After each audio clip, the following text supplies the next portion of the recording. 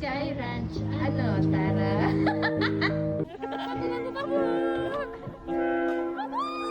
Morning travel vlog. We are on the way to Sky Ranch, Tagaytay. As of now, it's already 5 o'clock a.m. Hi, Miss. Yes? Ay, Mister pala. Hi, guys. Welcome to my guys. Welcome to my eyes. Tapos ka na ata para sa irit mo. Paano ba na ang irit mo? Parang taga. I eat hamburger and we're waiting for our BF. That's my baby.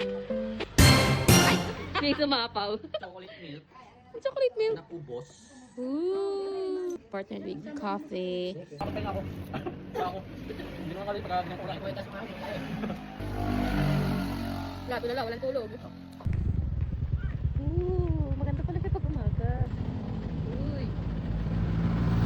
Wow, peace. As a person na laging taong bahay lang, na-amaze pa rin talaga ako sa ganda ng paligid. Kapag inaaya ako ng BF ko mag-ride, it feels like I'm stepping in a new world talaga. So, andito na nga kami sa Sky Ranch, pero sarado pa sila kasi napakaaga naman namin dumating. That's why naghanap muna kami ng pwede naming tigilan habang nag-aantay ng oras for Sky Ranch. Eh, antok pa ako niyan kasi madaling araw sila nag-ayaan na pupunta daw kami ng Sky Ranch. Kala ko kasi mga nagbibiro sila, kaya hindi na ako natulog. Pero ayun, sige, tuloy tayo. Sabi ko sa kapatid ko, videoan niya yung pagiging sweet namin. And nauumay na talaga siya mga ante. Ayan, ngising-ngisi na siya. Ayan na. Papasok na tayo sa Sky Ranch. So, nag-jacket na ako kasi malamig pa rin talaga kahit tanghali. So, ganito pala sa Tagaytay. It feels like America. Tres! guys, so ngayon kami ay kakain muna, tagutom. Tinigil muna namin ang pagplano pumunta agad sa Sky Ranch at ng mga taong ito ay gutom na. Proper yarn. Naplanuhan kumain sa McDo. Pagkain, tuwan-tuwa. Ooh, kaya pala mahal siya. Halo, di ko na ibaba, oh. Humuya na. Ibaba mo muna, te. Meron pala nito, combo ng chicken. Gawa mo lang yun. Ito na nga, papasok na tayo sa Sky Ranch. Ayan, natataka na tayo. And go na tayo sa mga rides. Ayan, nag-feeling mo na yung tao na yan. Ganda pala talaga yung view dito, oh. Ang ganda ko din dito. Ay, actually, hindi ito yung unang ride sa sinakyan namin. Pero ito muna, kasi nakaka-enjoy ito. Sa lahat ng rides na nasakyan namin, ito yung pinaka-nagustuhan ko. Siyempre, hindi nakakahilo eh. Easy-easy lang. Ito yung una naming sinakyan, which is the roller coaster. Happy pa siya dyan, oh. Ay, ang laki na nga. Sorry for the words, guys. Nakakakaba talaga pag nandudong ka na mismo. Akala ko easy. Pero kapag nandun ka na pala talaga sa sitwasyon na yun, matik na lalaki yung bunganga mo sa sobrang takot. Grabe. Sabi ni Viking, happy ka pa ha, maya ka sa akin. Pero in fairness, ang ganda ng view dito.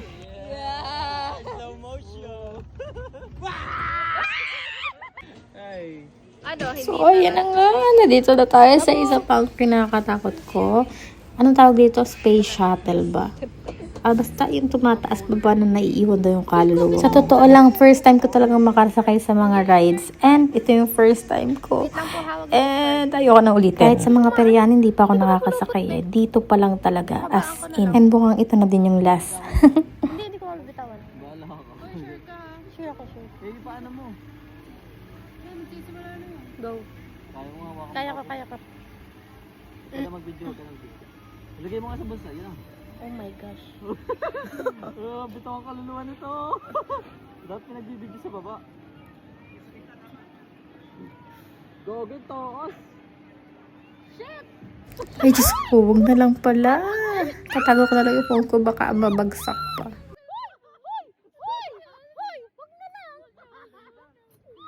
Diyos ko po.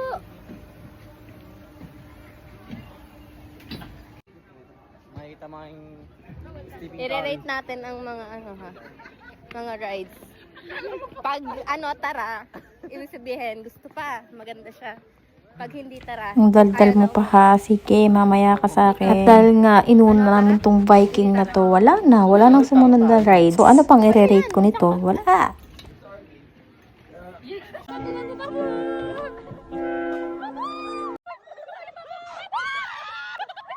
Ay, nakatulog. Ayoko na, tara uwi. Hindi na nakuha ng camera pero grabe ang suka ko mga be. Yung kinain ko, sinuka ko lang din. Grabe talaga. Ayoko na. Ano, tara? Ganyan nga kapag rest day, huwag kang mag-rest. Mag-rides ka. Nag-aaya pa ng rides yung mga yan. Wala talagang kadala-dala. Sige, kayo na. Pasensya na talaga. Hindi na ako makapag-rides ulit. Grabe, ang lula ko. It's like nakasakay pa rin ako sa rides. Kasi umiikot yung paningin ko. Ang kailangan ko ng lambing.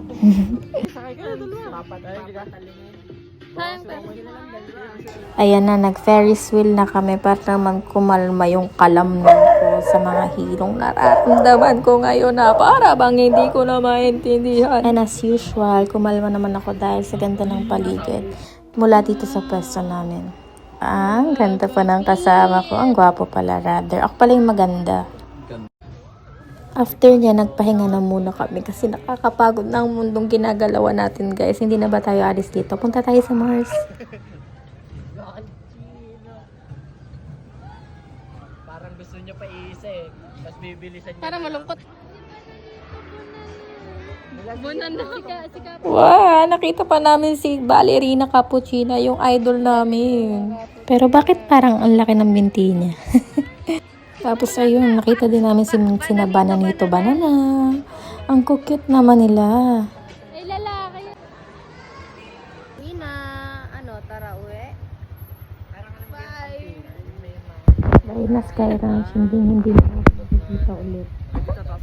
So ayun na nga, naghahanap na kami ng makakainan kasi gutom na kami. Halos naisuka na namin yung kinain namin. Pero ang ending, saan kami bumagsak? Sa Mang Inasal pa rin.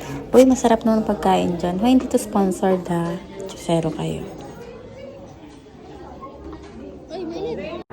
So that's it for our second mini travel vlog, guys. See you on the third one. Bye! Uwi na ako. Tutulog na ako and babush!